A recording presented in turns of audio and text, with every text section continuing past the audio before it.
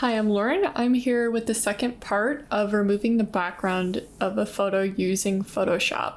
So if the other methods that I showed are a bit too lengthy for you, there are some quicker methods that Adobe has recently made available.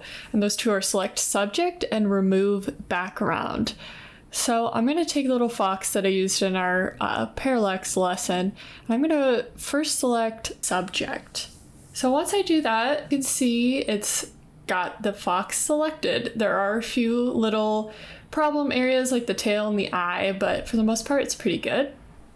You can deselect that, select remove background, and that immediately masks out the background. As you can see, the ear and the tail are problem areas.